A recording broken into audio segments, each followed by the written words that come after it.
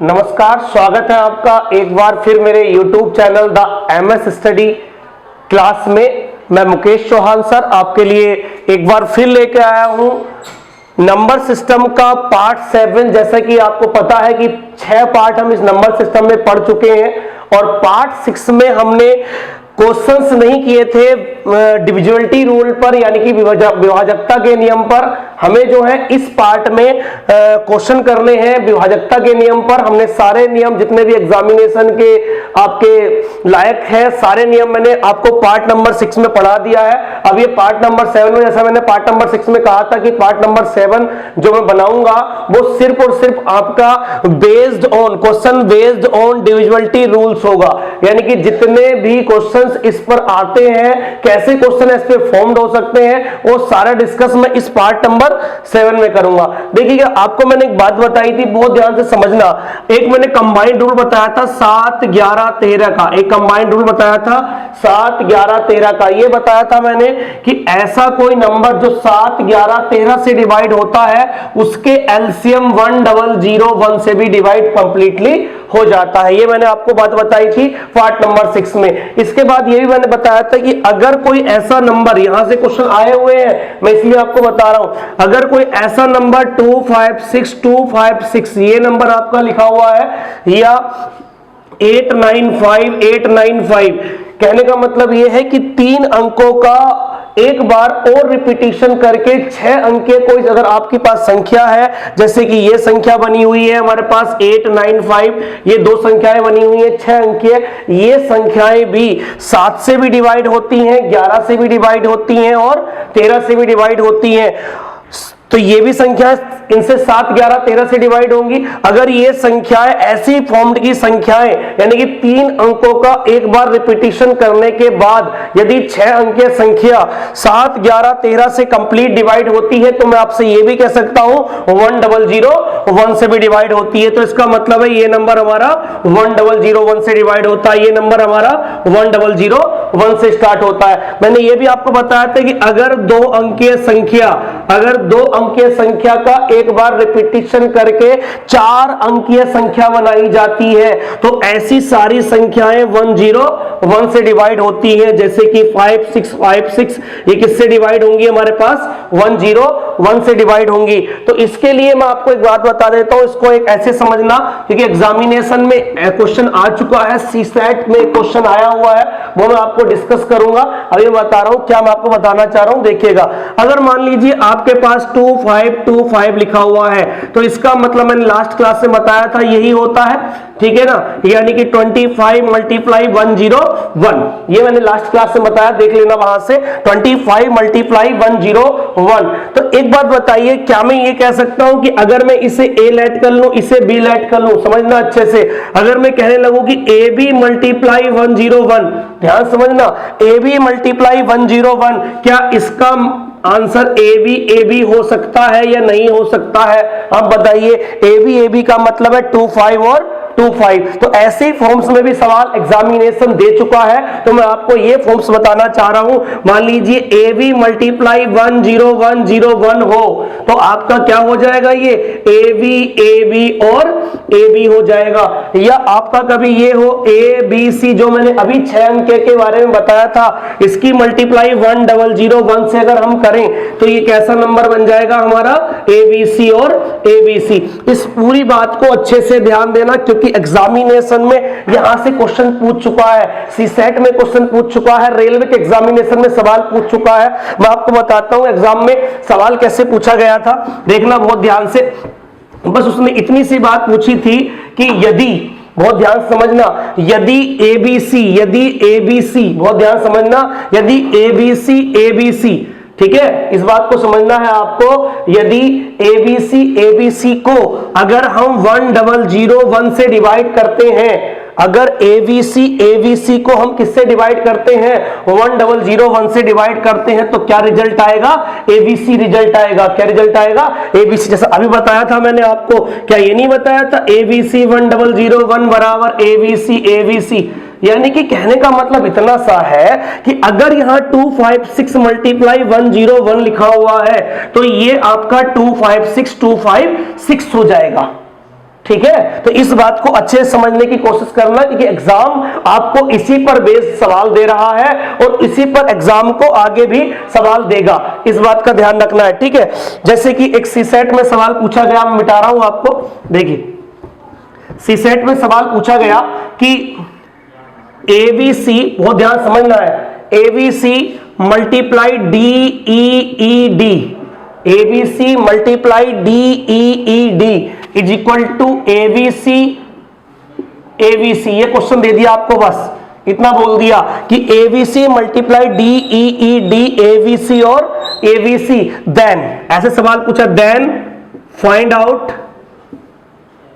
Out the value of D plus E, बस इतना सा सवाल आपसे पूछ चुका है। सी सेट के पेपर में सवाल आया हुआ है, आईएएस में जो सी सेट होता है उसमें क्वेश्चन आया डिविजिबिलिटी थ्योरम से, तो इस बात को समझो। दो क्वेश्चन कितना अच्छा है, बहुत खूबसूरत सवाल है ये कि एबीसी मल्टीप्लाई DEED बराबर एबीसी और एबीसी। मैंने अभी आपको लास्ट वाले चार्ट के माध्यम से बताया था आपको कि एबीसी की मल्टीप्लाई जब तक 1001 से नहीं होती है, एबीसी की मल्टीप्लाई जब तक 1001 से नहीं होती है तब तक हमारा एबीसी नहीं आ सकता है। तो आप ये बताइएगा कि एबीसी की 1001 से मल्टीप्लाई हुई होगी तभी तो एबीसी आया होगा। तो आप बताइएगा कि यहां पर ए का मतलब, इस एक का मतलब क्या है डी, इस जीरो का मतलब क्या है ई, इस जीरो का मतलब भी क्या होगा ई, इस एक का मतलब क्या होगा डी। ठीक है, तो आपसे यही तो फॉर्म दिया हुआ था, आपको बस इतना बताना था कि डी का मीन्स क्या है और यहां पर ई का मीन्स क्या है। हमसे सवाल क्या पूछा गया है कि डी प्लस ई क्या होगा, तो डी की वैल्यू कितनी है हमारे पास 1 और ई की वैल्यू कितनी है हमारे पास 0, तो उस क्वेश्चन का आंसर क्या था हमारे पास 1 आंसर था। ठीक है, तो ये जितने भी मैंने अभी 3 बातें बताई थी और लास्ट पार्ट नंबर 6 में भी नंबर सिस्टम के बारे में, मैंने आपको डिविजिबिलिटी थ्योरम्स के बारे में मैं आपको काफी कुछ बता चुका हूं। सारी चीजों का यूज होगा इस पूरी क्लास में, मैं आपको यही बताऊंगा कि कैसे हम यूज करेंगे उस डिविजिबिलिटी रूल्स का इन क्वेश्चनों पे। ठीक है ना, नेक्स्ट क्वेश्चन हम देखते हैं, बहुत इंपॉर्टेंट सवाल लेकर आया हूं मैं आपके लिए। देखिए इस क्वेश्चन को अच्छे से समझना, आईएएस में सवाल आया हुआ है, सीसेट के पेपर में, ये आपके एसएससी में, रेलवे में या फिर यूपीएसआई वगैरह में ये रिपीटिशन हो सकता है इस क्वेश्चन का। ठीक है, मिटा देते हैं इस क्वेश्चन को, देखिएगा नेक्स्ट।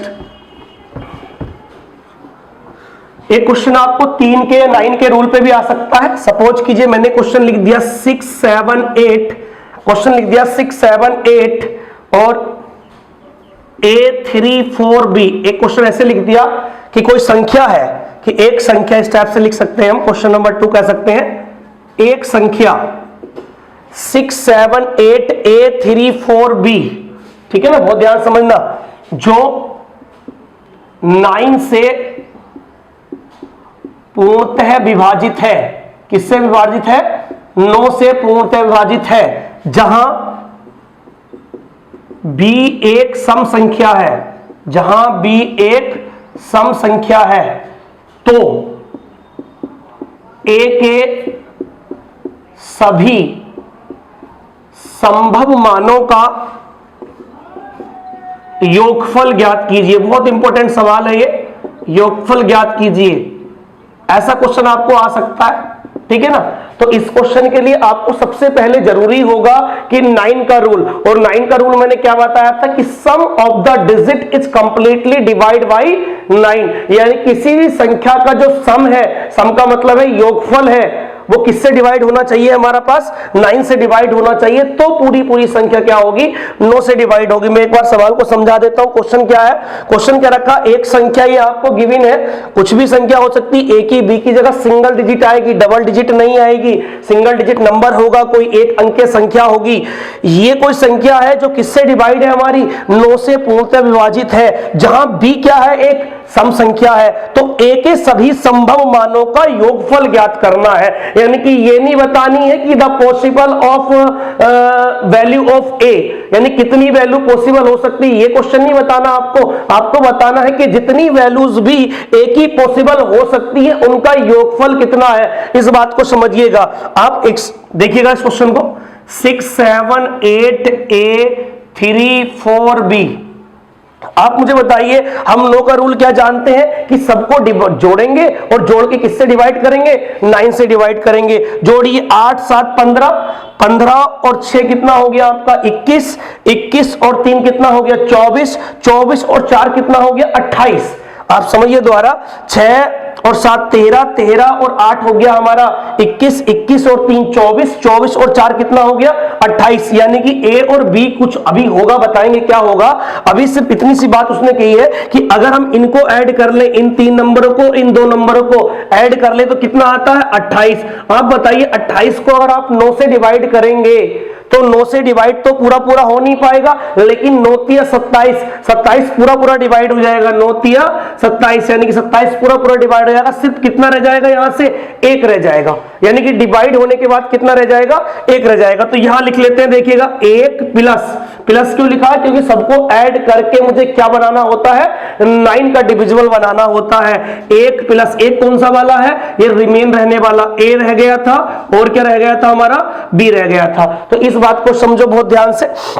1 प्लस ए प्लस बी, 1 कहां से आया है, मैंने इसको ऐड किया, इसको ऐड किया, 28 आया, 28 को 9 से डिवाइड किया, 9 तिया 27 पूरा पूरा कंप्लीट डिवाइड हो गया। सिर्फ वहां से क्या रह गया था 1 रह गया था। तो 1 में अब ए जुड़ेगा और क्या जुड़ेगा बी जुड़ेगा, और ये योगफल, ये जो योगफल है वो भी किसका डिविजिबल होना चाहिए 9 का डिविजिबल होना चाहिए। किससे संख्या कटनी चाहिए हमारी 9 से कटनी चाहिए। लेकिन एक कंडीशन इस क्वेश्चन में दे चुका है वो कि जहां बी एक सम संख्या है, यानी कि बी को आप कोई लेट नहीं कर सकते विदाउट सम संख्या, यानी कि सम संख्या आप लेट कर सकते हो। बी को लेट करते हैं, देखिए अगर बी को हमने 0 लेट कर ले, क्योंकि 0 भी एक सम संख्या, पार्ट 1 में मैंने आपको बताया है, ठीक है। 2 एक सम संख्या है, 4 एक सम संख्या है, 6 एक सम संख्या और 8 एक सम संख्या है, ठीक है। बात समझिएगा यहां तक, ठीक है। 0 2 4 6 और 8 एक सम संख्या है। अब मुझे बताइएगा, अब 1 में मैं a की वैल्यू और 0 में क्या जोड़ूं जो 9 से डिवाइड हो जाए। किससे डिवाइड हो जाए 9 से। मुझे क्या क्या ऐड करना, एक तो 1 को ऐड करना है, 0 को ऐड करना और एक ही कोई ऐसी वैल्यू ऐड करनी है जिससे कि क्या बन जाए 9 बन जाए। आप मुझे बताइए क्या 1 में आप 8 जोड़ोगे, 1 8 और 0, 1 8 और 0 कितना बन जाएगा ये 9 बन जाएगा, ठीक है ना। और किससे डिवाइड हो जाएगा ये 9 से डिवाइड हो जाएगा। एक बात ध्यान रखना है, बी की वैल्यू सारी क्या होनी चाहिए सम संख्या होनी चाहिए। ए की कोई भी वैल्यू हो लेकिन सिंगल डिजिट होनी चाहिए, डबल डिजिट नंबर नहीं होना चाहिए। और यहां ये जो योगफल आएगा, ये योगफल किससे डिवाइड होना चाहिए 9 से डिवाइड होना चाहिए। अगली बात यहां 1 लिख लेते हैं प्लस। आप बताइए 2 और 1 कितना हो गया 3, 3 और 6 कितना होता है 9, यानी ए की वैल्यू यहां पर कितनी आएगी 6 आएगी, फिर भी कितना बन गया 9। आप बताइए 4 और 1 कितना हो गया 5, 5 और 4 कितना हो जाएगा 9 हो जाएगा। 4 4 8 और 1 कितना हो जाएगा 9, यानी कि अभी a की वैल्यू पहले 8 आ गई, फिर 6 आ गई, फिर 4 आ गई। अब 6 और 1 कितना हो गया आपके पास 7, 6 और 1 7, देखना ध्यान से, 6 और 1 7, कितना रह गया 9 बनने के लिए 2 रह गया, यानी कि 6 2 8 और 1 9, ये भी 9 बन गया। अब लास्ट वाले को बहुत ध्यान से समझना है आपको जी, देखिए ठीक है। लास्ट वाले में क्या है 8 और 1 9, ऑलरेडी 9 बन चुका है, 8 और 1 9।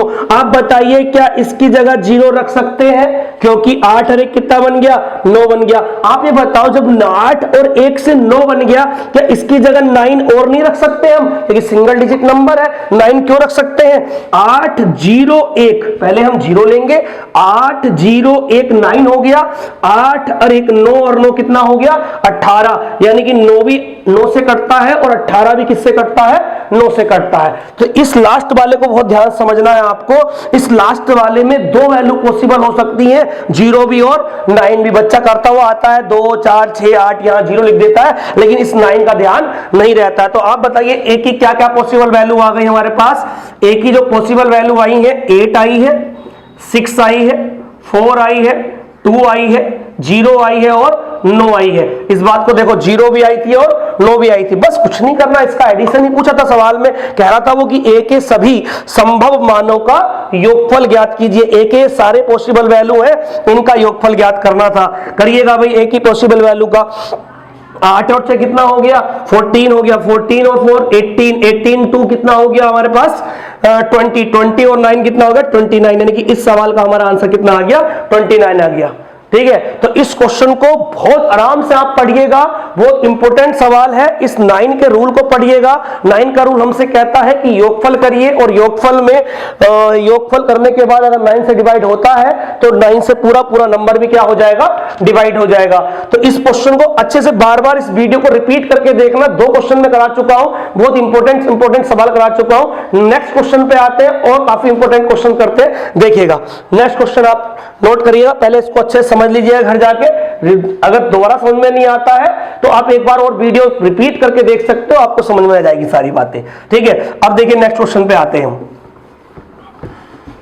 यही सारे वो क्वेश्चंस हैं जो एग्जामिनेशन में आपको बहुत हेल्प करेंगे। मैं इस वीडियो के माध्यम से सारे कॉन्सेप्ट आपको बता दूंगा, लेकिन सारे क्वेश्चन हो सकता है मैं ना कवर कर पाऊं, लेकिन ऐसे ऐसे क्वेश्चंस आपको कराऊंगा जो हाल फिलहाल में एग्जामिनेशन 19, 20 में जो पूछे गए सवाल हैं, 18 में पूछे गए, एसएससी मेंस और सीजीएल में पूछे गए सवाल है, वो सारे क्वेश्चन मैं कवर कराऊंगा। क्योंकि जितने भी क्वेश्चन अब रिपीट होंगे वो 18, 19 के ही क्वेश्चन रिपीट होंगे। उन्हीं क्वेश्चनों को हम इन वीडियो के माध्यम से डिस्कस करते रहेंगे, ठीक है ना। एक क्वेश्चन लिख लेते हैं। यदि एक 7 अंकीय संख्या, बहुत इंपॉर्टेंट सवाल है, ध्यान देना। यदि एक 7 अंकीय संख्या 876p37 समझना ध्यान से। यदि एक 7 अंकीय संख्या 876p37 225 से पूर्णतः विभाजित होती है, पूर्णतः विभाजित होती है। कॉपी पेन लेके बैठ जाया करो, क्योंकि जैसे सवाल मैं आपको कर रहा हूं आप वैसे वैसे नोट भी कर सकते हो और सवाल मुझसे पहले भी आप सोल्व कर सकते हो। यदि एक 7 अंकीय संख्या 225 से पूर्णतः विभाजित होती है तो P एंड Q के निम्न में से क्रमशः कौन से मान होंगे, क्रमशः क्या मान होंगे, ठीक है। मैं ऑप्शंस आपके लिए लिख देता हूं। 0, 1, 5 बी ऑप्शन, 9, 5 सी ऑप्शन, 0, 5 और आपका डी ऑप्शन 5, 9, ठीक है। ये ऑप्शंस हम लेके चलते हैं। 1, 5 और जी 9, 5, 0, 5 और जी 5, 9, ये हमारे पास ऑप्शन है। ध्यान रखना, उसने पूछा P और Q के क्रमशः मान। क्रमशः मान का मतलब है कि ये सारे पहले वाले P की वैल्यूज हैं और बाद वाली क्या है, ये Q की वैल्यूज हैं, ठीक है ना। अब समझिएगा सवाल को, देखिए किससे डिवाइड करने के लिए बोल रहा है हमसे, 225 से डिवाइड करने के लिए बोल रहा है। पहले आप नंबर लिख लीजिए, नंबर क्या है हमारा 876p37Q। बहुत ध्यान समझने की बात है, बहुत इंपॉर्टेंट सवाल है। ऐसे ऐसे क्वेश्चन ही एग्जामिनेशन पूछ रहा है हमसे आज तक, ठीक है ना। बहुत आसान सवाल नहीं पूछता है, बहुत टफ क्वेश्चंस पे आ गया है पेपर। अब किससे डिवाइड करना हमें, 225 से। देखिए 225 के ऐसे फैक्टर करिएगा जो मैक्सिमम का मतलब बड़े से बड़ा। जैसे मान लीजिए मैं 12 की बात करूं तो 12 का मतलब है 4 तिया 12, इसमें 4 भी बड़ा है और 3 भी बड़ा है। इन दोनों फैक्टरों के बीच में कम से कम डिफरेंस होना चाहिए। आप बताइए 225 को क्या मैं 25 नमा 225 लिख सकता हूं, 25 नमा 225। अगर ये संख्या 225 से कंप्लीट डिवाइड होती है तो ये संख्या 25 और 9 से भी डिवाइड होती होगी।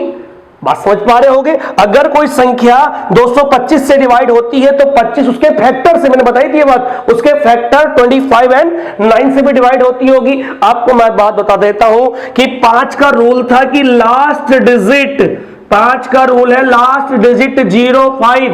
और हम अगर 25 के रूल की बात करें तो बहुत ध्यान समझना, 25 का रूल या तो लास्ट में 2 जीरो होने चाहिए, या लास्ट में 2 जीरो होने चाहिए, या लास्ट में 25 का ही मल्टीपल होना चाहिए। लास्ट 2 डिजिट, लास्ट के 2 डिजिट, कितने डिजिट इसमें जी 2 डिजिट यूज होंगे इसमें 25 के रूल में। जैसे कि हमारे पास 2 और 4 का रूल है, बिल्कुल सेम रूल है। या तो हमारे पास 25 में लास्ट में 2 जीरो, 2 जीरो का मतलब है 100। अब 100 किससे कटता है हमारा, 25 से कटता है। आप ये देखिए अगर 45 हुआ कभी 25 से नहीं कटेगा, 75 हुआ तो 25 से कट जाएगा, चाहे आप इसके आगे कुछ भी लिख दीजिए जो मन हो। ठीक है, तो ये पूरा पूरा किससे कट जाएगा? 25 से। तो 25 से काटने के लिए हमें लास्ट के दो अंक, किसी भी संख्या के लास्ट के दो अंक complete divisible by not 5 is 25, यानी किससे डिवाइड होने चाहिए? वो 25 से डिवाइड होने चाहिए, ना कि अकेले 5 से। आप ये बताइएगा कि अगर कोई संख्या 25 से डिवाइड होती है तो लास्ट वाले दोनों नंबर 25 से डिवाइड किए 75 हो जाएगी, ठीक है, और 75 किससे कैंसिल आउट हो जाएगा? हमारा 25 से कैंसिल आउट हो जाएगा। अब क्या काम करते हैं हम? 9 से ट्राई कर लेते हैं। 9 से ट्राई करेंगे तो आप देखिएगा 9 का रूल मैंने आपको बताया था कि sum of the digit is completely divide by 9। आप सम करिए, सारा का सम करिए। 5 और 7 कितना हो गया? 12, 12 और 3 15, 15 और 6 हो गया 21, 21 और 7 28, 28 और 8 कितना होता है हमारे पास?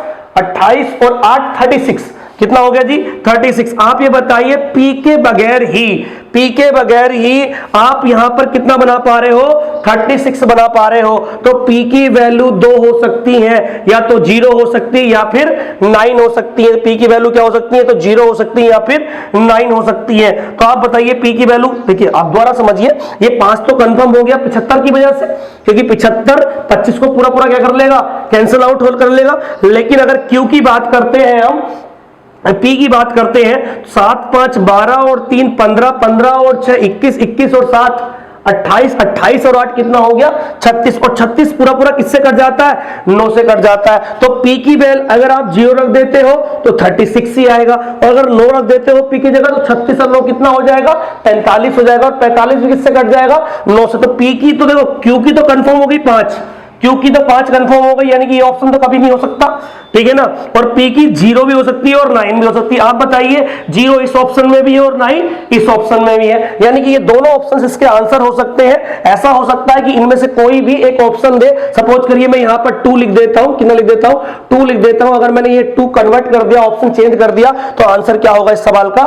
0 और 5 होगा। लेकिन इसकी जगह 0 की जगह 9 भी हो सकता है, यानी कि 2 आंसर हो सकते हैं इस सवाल के, या तो 9-5 या 0-5, ठीक है ना। इन दोनों में से कोई सा एक ऑप्शन आपको मिलेगा, दोनों ऑप्शन आपको नहीं मिलेंगे, या तो 0-5 होगा या फिर क्या होगा? 9-5 होगा। तो ये 3 क्वेश्चन हमारे हो गए हैं, ठीक है ना। इन 3 क्वेश्चंस में आप समझ पाए होंगे अभी, ठीक है। और हम नेक्स्ट क्वेश्चन पे चलते हैं। देखिए नेक्स्ट क्वेश्चन पे आ जाते हैं, क्वेश्चन नंबर 4। 3 क्वेश्चन मैं आपको बता चुका हूं डिविजिबिलिटी रूल्स पे, बेस्ड ऑन डिविजिबिलिटी रूल चल रहा है हमारा। 4 अंकों की वह न्यूनतम संख्या। सवाल को समझना, बहुत अच्छा क्वेश्चन आया हुआ एग्जामिनेशन में, अगर नहीं भी आया हुआ होगा तो एग्जाम में आने की बहुत संभावना रहती है ऐसे सवालों की। 4 अंकों की वह न्यूनतम संख्या जो 7 से पूर्णतः विभाजित होती है।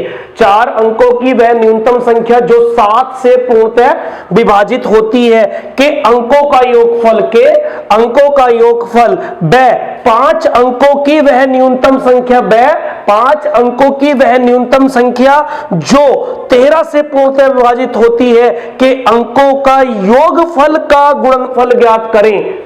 समझ पाए? देखिए ऐसे है, इसमें बात क्या है कि ऐसी कोई संख्या है 4 अंकों की जो किससे डिवाइड होती है? 7 से, लेकिन वो बड़ी से बड़ी नहीं है, क्या है? छोटी से छोटी है। तो उनके अंकों का योगफल कर लेना है आपको। दूसरे टर्म में क्या पूछ रहा है वो कि 5 अंकों की संख्या, कितने अंकों की? 5 अंकों की छोटी से छोटी जो किससे डिवाइड होती है? 13 से पूर्णतः विभाजित होती है के अंकों का योगफल, उनके अंकों का योगफल कर लेना और दोनों को आपस में क्या कर लेना? मल्टीप्लाई कर लेना, तो आपको आंसर इसका आ जाएगा। देखिएगा, आप बताइएगा, मैंने 7 के, 11 के और 13 का रूल आपको बताया था। 7, 11, 13 का कंबाइंड रूल बताया था। मैंने आपको बताया था कि 7, 11, 13 से 1001 कैंसिल आउट हो सकता है, पूरा पूरा कैंसिल आउट हो सकता है। आपको मैंने बताया था कि ये नंबर 1001 यानी 7, 11, 13 का एलसीएम ही तो 1001 है, यानी कि 1001 7 से भी कंप्लीट डिवाइड है, 11 से भी कंप्लीट डिवाइड है और 13 से भी कंप्लीट डिवाइड है। तो आप ये बताइए 11 का तो कोई काम ही नहीं है इस सवाल में, क्योंकि हमें 2 ही बार की बातें में बात हुई है, 7 के बारे में बात हुई है और 13 के बारे में बात हुई है। लेकिन 7 के बारे में तो कहा है उसने 4 अंक है, और 13 के बारे में कहा उसने कितने अंक है? 5 अंक है। तो आप बताइए क्या इससे भी कोई छोटी संख्या हो सकती है जो 7 से कट जाएगी? क्योंकि इसमें से आप अगर देखिए, अगर ये पूरी संख्या 7 से कटती है तो इसमें से 7 कम होगा, ध्यान सुनना, इसमें से 7 कम होगा तो संख्या किससे कटेगी? 7 से कटेगी। इसका मतलब है अगर इसमें से हमने 7 को माइनस कर दिया तो ये 4 अंकों की नहीं बचेगी। कितने अंकों की हो जाएगी? 3 अंकों की हो जाएगी। तो इसलिए मैं आपको समझा रहा हूं कि 4 अंकों की यही वो न्यूनतम संख्या है, 4 अंकों की यही वो न्यूनतम संख्या है जो किससे कैंसिल आउट हो रही है? 7 से कैंसिल आउट हो रही है। ठीक है, तो एक संख्या तो हमें मिल गई है। देखिए अगर इससे हमें नहीं पता होता, इस रूल का पता नहीं होता तो इसको आपको इस संख्या को निकालने में ही काफी मिनट सेकंड्स लग जाते हैं, जो एग्जामिनेशन के हिसाब से ठीक नहीं होता। देखिएगा नेक्स्ट समझिएगा। अब 13 का रूल हम देख लेते हैं, लेकिन 13 से तो उसने 4 अंकों की नहीं पूछी, कितने अंकों की पूछी है? 5 अंकों की। आप मुझे बताइएगा अगर कोई नंबर, ये नंबर 13 से कंप्लीट डिवाइड है, अगर मैं यहां पर एक 0 लगा दूं तो क्या 13 से डिवाइड नहीं होगा? ये आप बताइएगा, क्या ये 13 से डिवाइड नहीं होगा? ये कितना हो गया आपके पास? इकाई, दाई, सैकड़ा, हजार, 10,010 है। ये कितना है? ये 10,010।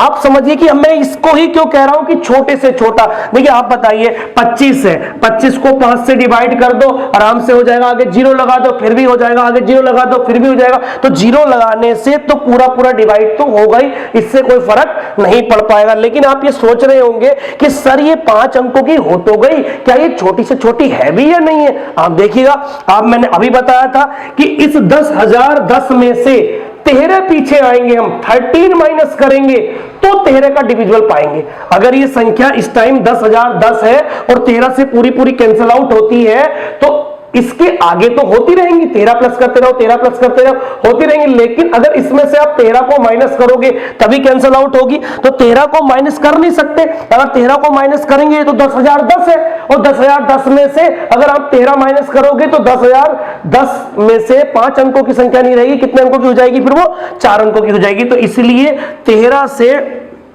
5 अंकों की सबसे छोटी से छोटी डिवाइड होने वाली संख्या कौन सी हो गई? 1001 नहीं, 10,010। और ये क्या थी? 1001। क्या कहा था? के अंकों का योगफल। अगर इसके अंकों का योगफल हमें करना है तो 1001 कितना आता है? 2 आता है। इसके अंकों का योगफल करना 1 + 0 + 0 + 1 + 0, इसका भी कितना आता है? 2। क्या पूछा था? के अंकों का योगफल। इसके अंकों का योगफल भी कर लिया हमने, इसके अंकों का योगफल भी कर लिया, लेकिन पूछा है का गुणनफल ज्ञात करें, का गुणनफल ज्ञात करें, यानी कि इन दोनों का गुणनफल आपसे पूछा था। इस सवाल का आंसर कितना हो गया हमारा? 4 सवाल का आंसर हो गया। ठीक है, देखिए कितना आसान सवाल हो गया। लेकिन ये आसान सवाल तभी है जब हमें ये पता हो 7 और 13 के 11 के रूल के बारे में पता हो। ठीक है ना? तो ऐसे क्वेश्चंस एग्जामिनेशन के लिए बहुत यूजफुल रहेंगे। मैं आपको और टफ क्वेश्चंस इसमें कराऊंगा। क्या होता है, जितने आप अच्छे क्वेश्चन करोगे उतना ही आपका दिमाग ओपन होगा। ऐसे तो आपका दिमाग ओपन होगा नहीं कि आसान आसान सवाल कराते रहे और आपको क्या लगेगा कि ये तो चलो वही किताबों के सवाल है, वही हमने पढ़ रखे हैं, तो पढ़ रखा है आपने, अच्छी बात है। अब ये नए नए क्वेश्चंस भी और करिएगा जिससे कि एग्जाम में आपको सारी चीजें बड़ी आसान सी लगेंगी। अगर नेक्स्ट क्वेश्चन पे हम आते हैं, क्वेश्चन नंबर 5 कर लेते हैं। ठीक है, समझना अच्छे से, दोबारा वीडियो को रिप्लाई करके देखना और समझना। ठीक है, देखिए नेक्स्ट क्वेश्चन पे आते हैं। बहुत अच्छा क्वेश्चन है नेक्स्ट भी, क्वेश्चन नंबर 5। देखिए 5 अंकों की संख्या, 5 अंकों की संख्या, ब्रैकेट में लिख देता हूं कैसी संख्या के बारे में बात कर रहा है ये। ब्रैकेट में x x y x x, ऐसी कोई संख्या है। ठीक है ना, एग्जांपल बता रखा है कि 5 अंकों की संख्या, ऐसी कोई संख्या है जो 33 से पूर्णतः विभाजित होती है, जो 33 से पूर्णतः विभाजित होती है। समझना इस बात को, जो 33 से पूर्णतः विभाजित होती है। तो ऐसी कितनी संख्याएं, बहुत इंपॉर्टेंट सवाल है, अच्छा सवाल है बहुत ज्यादा, कितनी संख्याएं संभव है। देखिएगा बहुत ध्यान समझना कि 5 अंकों की कोई संख्या है XX by XX जो 33 से पूर्णतः विभाजित होती है, ऐसी कितनी संख्या संभव है, देखिए कितना अच्छा सवाल है ये। संख्याएं पूछी है कि ऐसे कितनी संख्याएं, ऐसे कितने नंबर पॉसिबल है जो कंप्लीट डिवाइड बाई 3 है और फॉर्म कैसी होनी चाहिए, x x by x x. समझिएगा, और किससे डिवाइड करने के लिए बोल रहा है वो, 33 से। देखिए 33 से डिवाइड करने के लिए 11 या 33, यानी कि संख्या 11 से भी डिवाइड होनी चाहिए और संख्या 3 से भी डिवाइड होनी चाहिए। समझना अच्छे से, संख्या 11 से भी और संख्या 3 से भी। आप बताइए, अगर मैं इसे x x by x x ऐसे इसको मैं लिख लेता हूं, तो मैंने आपको बताया था 11 का रूल, अगर हम पहले 11 का रूल इस पे अप्लाई करें, 11 का रूल मैंने बताया था 2-2 की पेयरिंग कर लेंगे आप, 2-2 को आप नंबर ले लेंगे और उसकी पेयरिंग कर लेंगे। अगर यहां पर नंबर नहीं बचता है तो यहां पर क्या ले लेते थे हम,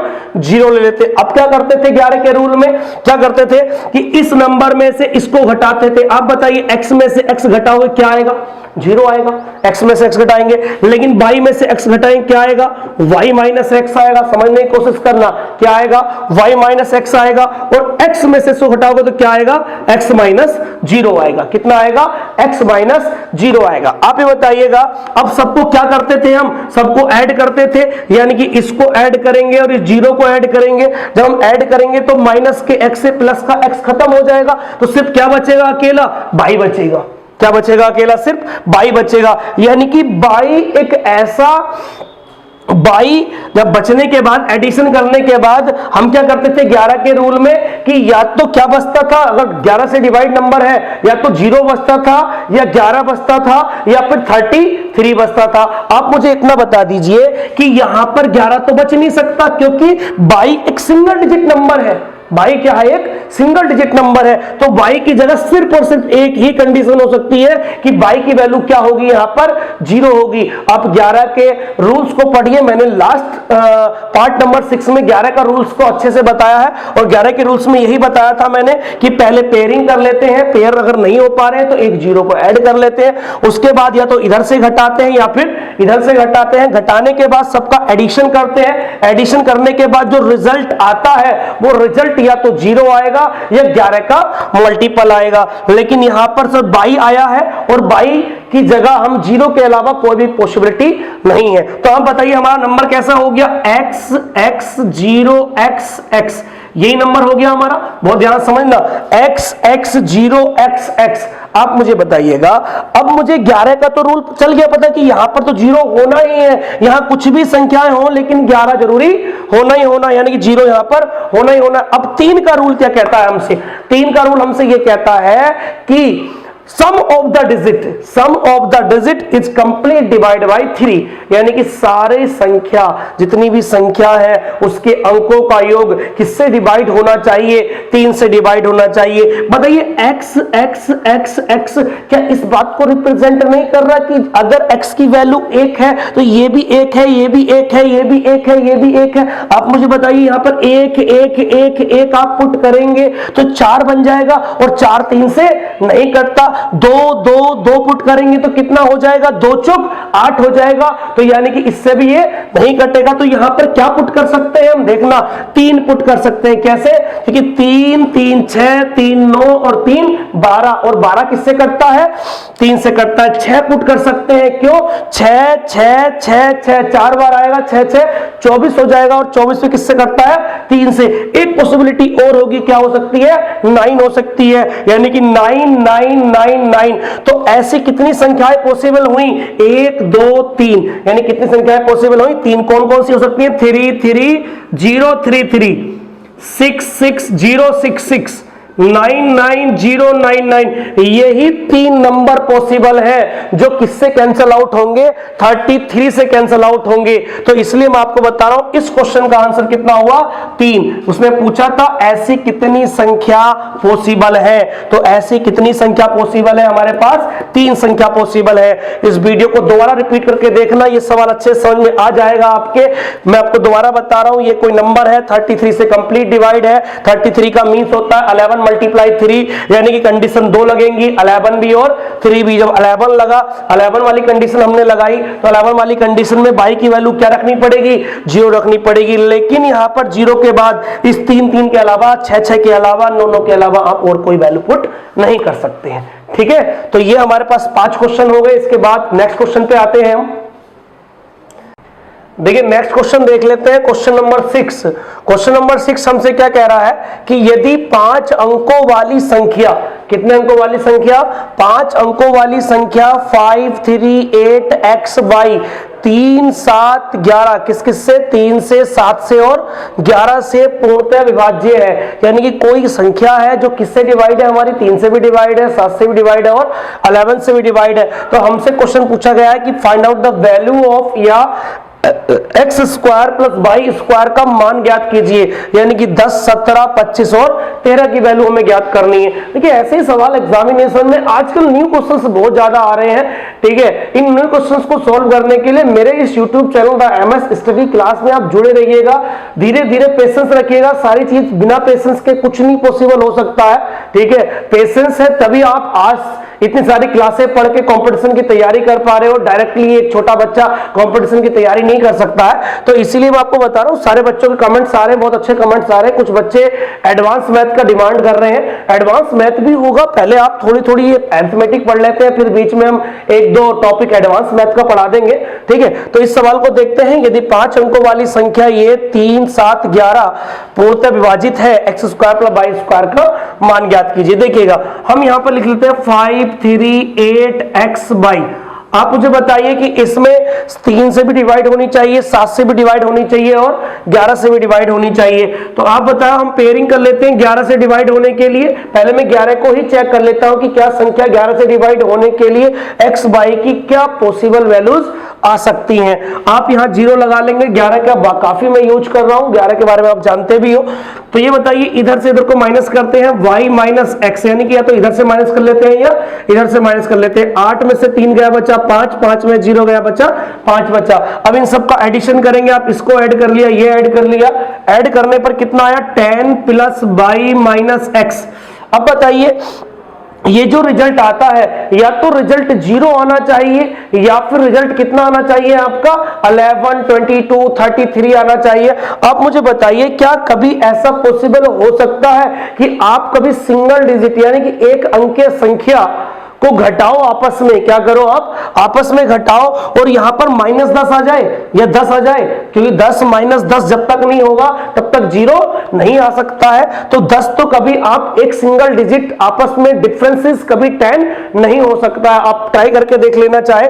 लेकिन एक बार बताओ, 10 जब 0 नहीं हो सकता है तो 11 तो हो सकता है, 22 तो हो सकता है, 33 तो हो सकता है। तो अगर 11 बनाना है तो 11 बनाने के लिए 10 में कितना ऐड करना पड़ेगा, 1 ऐड करना पड़ेगा। यानी कि हम यहां से कह सकते हैं कि y माइनस एक्स क्या वैल्यू हो सकती है, y माइनस एक्स बराबर क्या हो सकता है, 1 हो सकता है। यानी कि यहां कोई भी ऐसी 2 वैल्यू होंगी जिनका डिफरेंस क्या होगा, 1 का होगा। ये बड़ी होगी और ये क्या होगी, छोटी होगी। यानी कि ये एक बड़ी होगी, इससे x से बड़ी होगी। यानी कि y इज ग्रेटर देन क्या है, यहां पर x है। आगे हम समझते हैं। आप मुझे बताइएगा 5 3 8 x y लिखा हुआ है, किसका रूल ट्राई कर लेते हैं हम इसमें? अभी 3 का रूल ट्राई कर लेते हैं। 3 का रूल क्या कहता है हमसे कि इन सबको ऐड करो और एडिशन किससे डिवाइड होना चाहिए, हमारा 3 से डिवाइड होना चाहिए। आप मुझे बताओ 5 और 3 कितना हो गया, 8, और 8 और 8 कितना हो गया, 16। यानी कितना हो गया, यहां से यहां तक के लिए 16 हो गया। 16 को अगर मैं 3 से डिवाइड करूंगा, 3 पंजे 15, कितना रिमेन रह जाएगा, 1 रिमेन रह जाएगा। यानी कि 1 plus x plus Y, 1 plus x plus Y. यानी कि 1 में मैं क्या ऐड करूं जो 3 से डिवाइड हो जाए, 1 में मैं क्या ऐड करूं जो किससे डिवाइड हो जाए, 3 से। आप बताइए 1 में अगर आप 2 ऐड करते हो तो किससे डिवाइड हो जाएगा, 2 और 1 कितना हो जाएगा, 3 हो जाएगा। 1 में अगर 5 ऐड करते हो तो 1 और 5 कितना हो जाएगा, 6 हो जाएगा। यानी कि 6 भी किससे डिवाइड हो जाएगा, 3।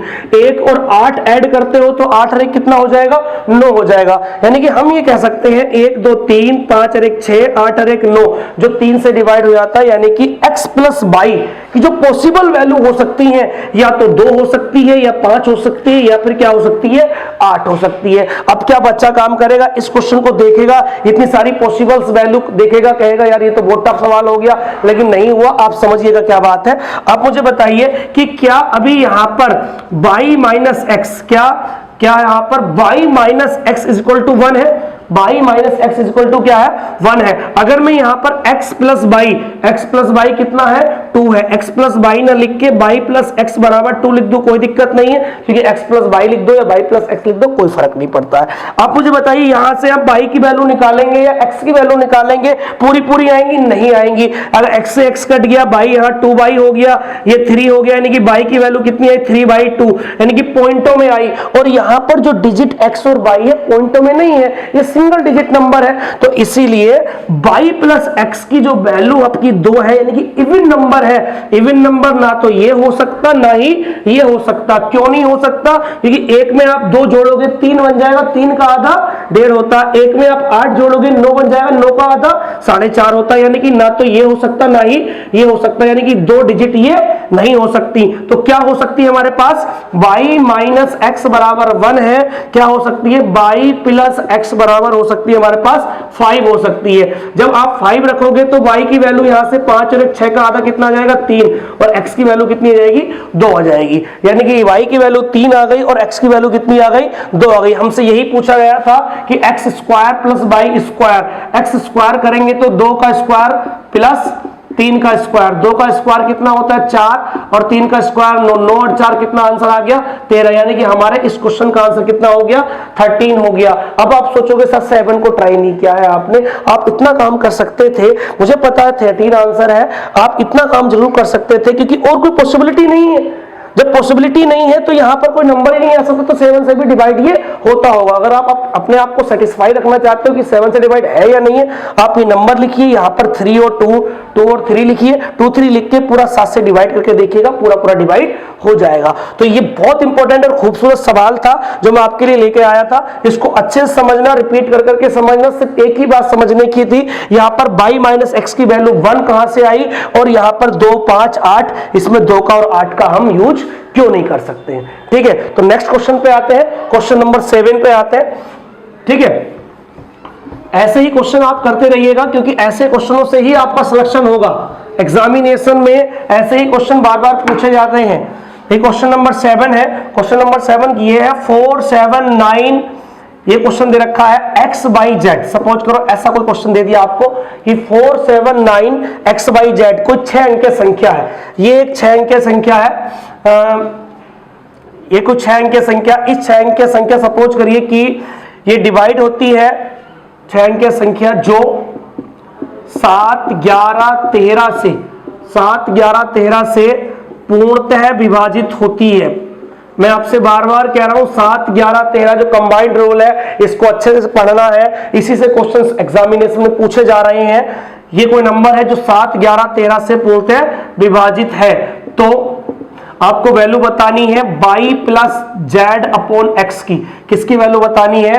y plus Z upon x की वैल्यू बतानी है। ऐसा मैं क्वेश्चन आपको एक करा भी चुका हूं इसी वीडियो में, आप देखना। स्टार्टिंग में बताया कि 7 11 13 से वो नंबर डिवाइड होता है, 7 11 13 से वो नंबर डिवाइड होता है जो 1001 से डिवाइड होता है। जो किससे डिवाइड होता है? 1001 से, क्योंकि 7 11 13 का जो एलसीएम होता है वो 1001 होता है। और मैंने आपको बताया कि 1001 से वो नंबर डिवाइड होता है, इस तरह के नंबर डिवाइड होते हैं जैसे कि 256 256 893 893। मैंने बताया था इससे पहली वाली वीडियो पार्ट नंबर 6 में भी मैंने इसका अच्छे से एक्सप्लेनेशन किया है कि ऐसा कोई नंबर 3 अंक के जिसका एक बार रिपीटिशन और किया जाए और 6 अंक के नंबर बन जाए, वो सारे नंबर 1001 से डिवाइड होंगे। और जब वो 1001 से डिवाइड होंगे तो 7 11 13 से डिवाइड होंगे। तो ध्यान रखना है 7 11 13 से वही नंबर डिवाइड होगा जो ऐसी फॉर्म का होगा, जो 3 अंकों का एक बार रिपीटिशन करके कितने अंक की संख्या बनती होगी? 6 अंक बनती होगी। तो आप मुझे बताइएगा यहां पर 4 7 9 है और यहां पर x y z है। जब तक यहां 4 7 9 नहीं होगा तब तक ये नंबर 1001 से डिवाइड नहीं हो सकता। इसका मतलब है x की वैल्यू कितनी है? 4 है, y की वैल्यू कितनी है? 7 है, और z की वैल्यू कितनी है? 9 है। हमसे क्या पूछा गया था? y प्लस जेड बटे x। y की वैल्यू कितनी आई? 7, z की वैल्यू कितनी आई? 9, और इसकी x की वैल्यू कितनी आई? 4। 7 और 9 कितना हो गया? 16, 16 बटे 4। आपका आंसर कितना हो गया जी? 4। यानी कि इस क्वेश्चन का आंसर कितना आ गया आपके पास? 4 आ गया। तो ऐसे क्वेश्चन एग्जामिनेशन पूछ रहा है, देखिए कितना खूबसूरत सवाल था। तो ऐसे क्वेश्चनों को करने के लिए हमें सारे रूल आने चाहिए। इस डिविजिबिलिटी रूल के जितने भी क्वेश्चन आपके एग्जामिनेशन में या पेपर्स में आए हुए हैं सारे घर पे बैठ के करिएगा। मेरी ये दोनों वीडियो देखिएगा बहुत ध्यान से। इन दोनों वीडियो के माध्यम से आप इन सारे क्वेश्चंस को अच्छे से टैकल कर सकते हैं, हैंडल कर सकते हैं। ठीक है, आने वाले टाइमिंग में वैकेंसीज काफी आएंगी, उन वैकेंसियों को ध्यान देते हुए सारी क्वेश्चंस को करिए। पार्ट बाय पार्ट आपको पढ़ा रहा हूं, ठीक है ना। इसके आगे नेक्स्ट पार्ट भी आपको रोज लगभग एक वीडियोस में आपको डाल रहा हूं आपके लिए, तो इस पे ध्यान रखिएगा और सारे बच्चे घर पे बैठ के पढ़िएगा इस टाइम। ठीक है, ओके बाय, थैंक यू।